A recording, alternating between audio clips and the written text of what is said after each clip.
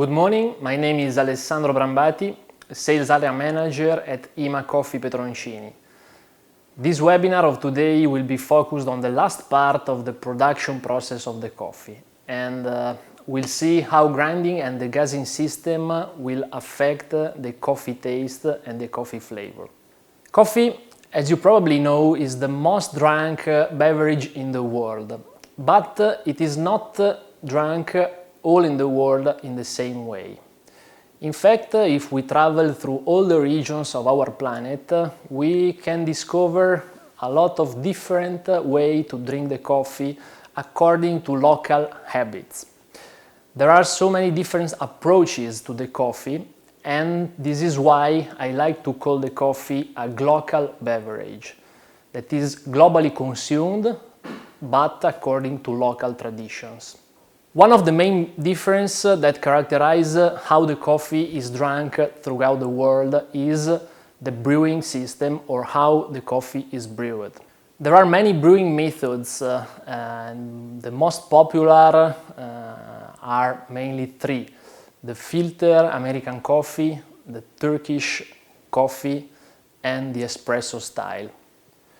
Let's focus a little bit on the first, filter coffee. The filter coffee is characterized by a particle grind size that is coarse, on an average of 600 to 800 microns to be precise. And the extraction method is done by flowing the water through the coffee volume. This process can take, in the end, consumer side, 1 minute, 1 minute and a half. And in this time, that is a bit longer than espresso, as we will see, the hot water will be extracted. The coffee will be extracted by the hot water, and the flavor will remain inside the cup. On the other opposite, we have the Turkish style coffee. Turkish means that it's typical of the Turkey, but all the Middle East region drink this kind of coffee, and is characterized by a very fine grind that it looks like a powder, like the powder of the flour that we are used to use in the kitchen. This method of brewing the coffee is not like filter.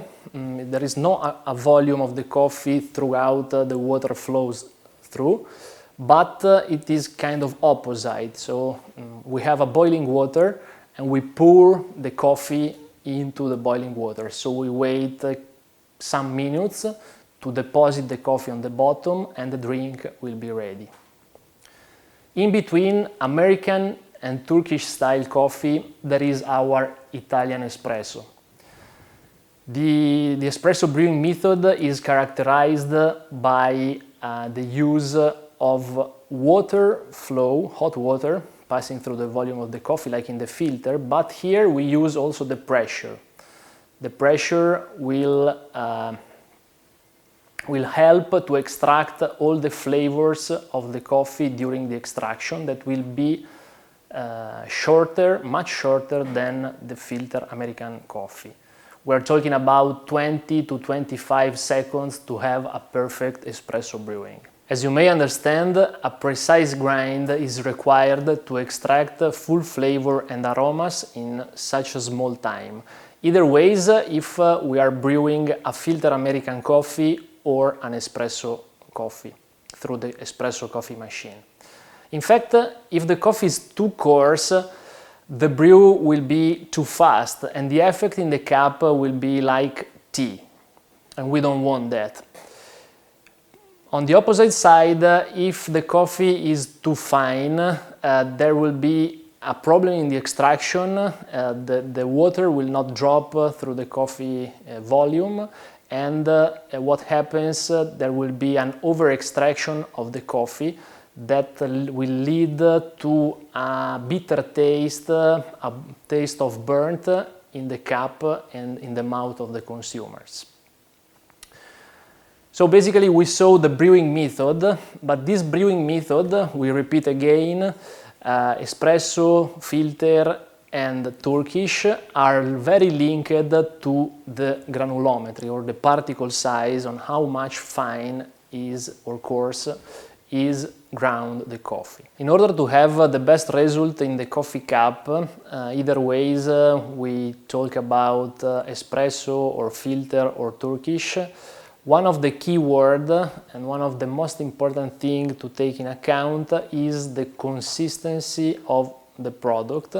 That means to be able to guarantee the same product in the first day of production and after 5 or 10 years of production.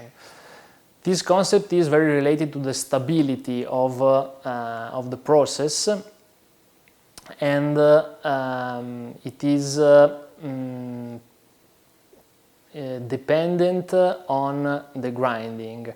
If you have a very good grinding, that means a very reliable grinder, you can obtain a very good result. The two important key factors on the coffee grinding process are how to control the fine particles distribution and how is possible to keep the temperature under control.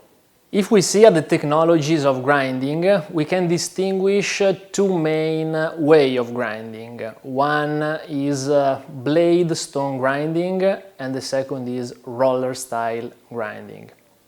Let's focus a little bit on the first. That for sure is the most spread technology to grind the coffee in the world.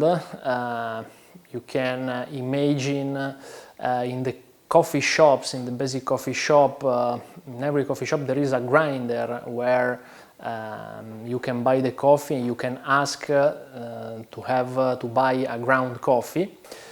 And this is true downstream in the process production where the coffee is ground through some stone grinders that are basically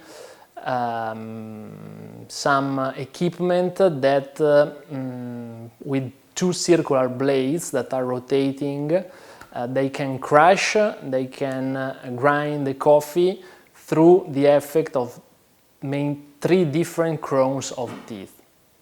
In the first crown we have the pre-crush of the coffee. In the second crown we have the control of the medium fine of coffee, and in the third, the most peripheric crown, we can control the powder distribution of the coffee. Of course, the stone grinders, being, let's say, the basic technology, has some advantage and some disadvantages. Among the advantages, we find the good result for a basic coffee and the inexpensive price for buying this equipment. Of course, the grind here is done in only one passage.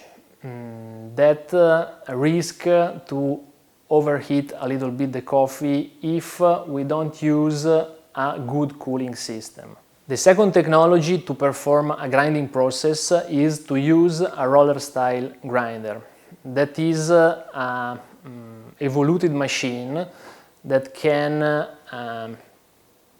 grind the coffee in 2 or 3 different passages. And this is a machine that all the major coffee companies are using to guarantee a good result in terms of particle size distribution and a consistent product over time. The main idea of the roller style grinder is to have some cylinders that are responsible to do a pre-crushing, a fine tuning of the medium fine grind, and a tuning of the particle, very fine particle in the end. The big advantage of the roller style grinder is to be consistent by one side, but also and mainly to not overstress the coffee, because as I was saying before, the grinding is divided into 3 passages, and these passages are cooled down with some water flow that is conditioned, and so we are sure to maintain the temperature of the coffee during the grinding always the same. The last important phase of the coffee process is just after grinding, and it is called degassing. In fact, as you probably know, the coffee over time degas and lose some CO2 and aromatic compound. So during the degassing, we want to be sure that this process of losing aromas and CO2 will not happen in a very powerful way. But on the other side, we need to degas the coffee because once we package the coffee into bags or even worse into the capsules, we want to be sure that the overpressure inside the package cannot damage the package itself or cannot affect the site or the consumer decision once the product is put on the shelf of the supermarket. So let's say that the degassing is a vital evil. So we cannot avoid, mainly if we talk about single serve, but we have to find a way to limit the degassing process as low as we can. So we need to find a good balance between degassing and not losing the aromas and aromatic compounds. The technologies used to accelerate degassing make possible to find this balance between the loss of aromas and the product life. Let me say that there is a single answer on how to degas that is general and good for every product, for every company, for every customer. Because the degassing time is strictly dependent on some parameters that are very specific of every coffee brand, like the temperature of production, like the pressure, like the shelf life and the distribution life of the product. Also, the degree of roasting is very important to determine how long needs to be degassed the coffee. Another important point that affects the degassing time is for sure the particle size distribution. As fine as we grind, as less time of degassing we need. Paradoxically, in the Turkish coffee, we don't need to degas the coffee because it's so fine, it's so powder that all the aromas, all the CO2 went away from the big beans, but they remain into the small particle size of the Turkish. Thank you for watching this webinar from Ima Coffee Petroncini, and see you soon!